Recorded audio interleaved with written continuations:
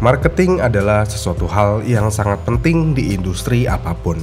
Semakin tajam marketingnya, maka biasanya produk tersebut akan semakin laku. Kasarnya, marketing adalah sebuah tombak perusahaan. Semakin tajam tombaknya, maka akan semakin mudah untuk menembus kerasnya tembok pasar yang ada. Menariknya adalah, untuk membuat marketing yang menarik, terkadang membutuhkan hal-hal yang berlebihan. Sehingga hal-hal yang berlebihan ini bisa membuat sesuatu tidak relate dengan apa yang disampaikan. Bahkan karena hal ini banyak orang yang bilang kalau marketing is bullshit. Tapi emang bener, terkadang marketing itu hanya tipu daya aja supaya produknya laku. Iya kan? Kemudian jika kita lihat-lihat lagi marketing di industri otomotif motor Indonesia, sepertinya hanya Yamaha yang selalu membuat marketing paling niat. Yang mana mereka pernah mengetes mesin Blue Core selama 30 jam non-stop. Selain itu, Yamaha beberapa waktu lalu juga pernah melakukan marketing Yamaha Gear yang dicemplungin ke kali selama 30 jam non-stop dan motornya baik-baik aja. Tapi uniknya, beberapa waktu lalu juga kita dihebohkan dengan berita Yamaha NMAX bekas banjir diobral cuman 15 juta rupiah. Di sini kita tidak akan fokus di harga motornya, cara dapetinnya gimana, itu motor bodong atau enggak, dan lainnya. Kita hanya akan fokus ke motor bekas banjirnya, yang mana Yamaha NMAX bekas banjir tersebut ketika dibuka CVT-nya, semuanya warna kuning. Ya, dari video yang beredar, Yamaha NMAX bekas banjir memiliki CVT yang seperti itu. Sedangkan jika kita ingin bandingkan dengan Yamaha Gear Ultima yang direndam selama 30 jam di kali, hasil CVT-nya kayak gini. Ya, hasilnya baik-baik aja. CVT-nya aman, bahkan olinya aman dari kontaminasi air. Pertanyaannya, bagaimana bisa Gear Ultima direndam air nggak apa-apa, sedangkan Yamaha NMAX kerendam banjir rungkat? Oke, kita mulai dari Gear Ultima dulu. Yang kita semua tahu, motor ini diposisikan Yamaha sebagai matic serba bisa.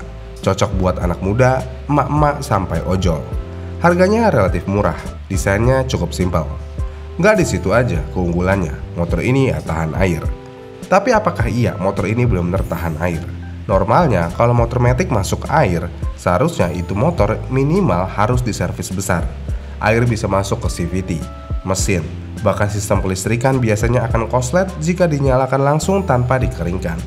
Menariknya lagi, olinya tidak terkontaminasi. Karena biasanya lagi, jika motor kerendam air dalam beberapa waktu, apalagi 30 jam, olinya seharusnya sudah terkontaminasi. Tapi ini enggak. Gear Ultima masih bisa nyala setelah ditarik dari dalam air. CVT-nya aman, nggak kemasukan lumpur, padahal air yang ada di video cukup ada lumpurnya. Ditambah aliran airnya cukup deras, yang seharusnya lumpur bisa masuk ke dalam CVT. Namun kenapa bisa? Apakah Yamaha emang bikin motor ini dengan proteksi yang cukup oke di bagian CVT dan mesinnya, jadi air susah masuk? Atau Yamaha sudah mempersiapkan itu semua dengan trik-trik khusus? Mengingat motor yang bukan untuk marketing yaitu Yamaha NMAX bekas banjir, hasilnya ya kayak motor normal kena banjir. Di sini saya ingin berspekulasi ya. Ingat ya, ini spekulasi. Jadi kemungkinan ada hal yang membuat Gear Ultima tahan terhadap banjir.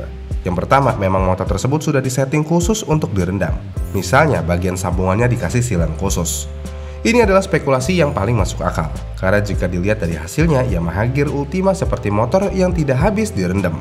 Terlebih lagi, kelistrikannya juga aman. Ini yang agak janggal.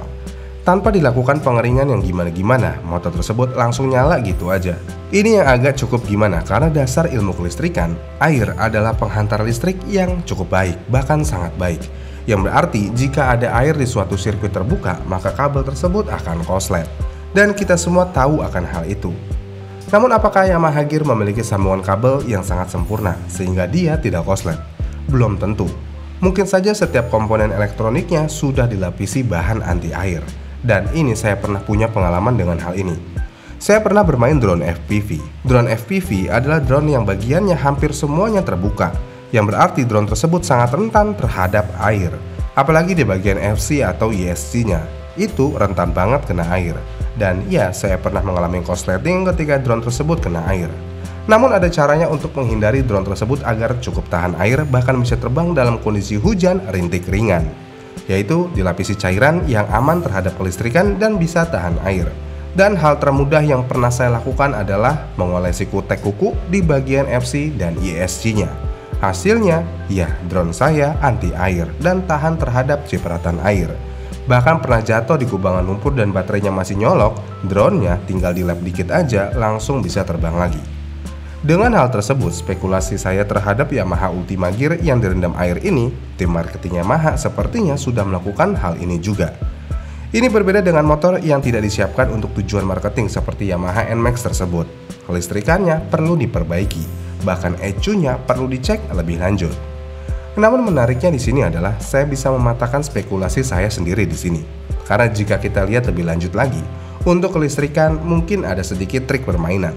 Namun untuk perihal CVT dan oli yang tidak masuk ke air, itu bisa aja terjadi karena motor ini adalah motor yang benar-benar baru. Yang berarti sealnya masih sangat rapat dan packing-packing semuanya masih tebal dan sempurna menempel. Tapi kan Yamaha NMAX juga motor baru kondisinya, kenapa bisa begitu? Di sini yang sebenarnya kita harus lihat. Tidak diketahui secara pasti NMAX bekas banjir tersebut tenggelam berapa lama, sekeruh apa airnya, dan setinggi apa airnya.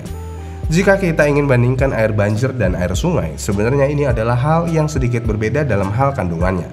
Menurut data yang ada perbedaan mendasar dari air sungai dan air banjir, yaitu zat pencemarnya. Yang mana air sungai cenderung memiliki kadar pencemaran yang lebih rendah dan volume yang lebih stabil. Sedangkan air banjir biasanya akan membawa lebih banyak limbah dan volumenya sangat fluktuatif. Terlebih lagi, jika terjadi banjir, air tersebut akan menggenang dan tenang biasanya.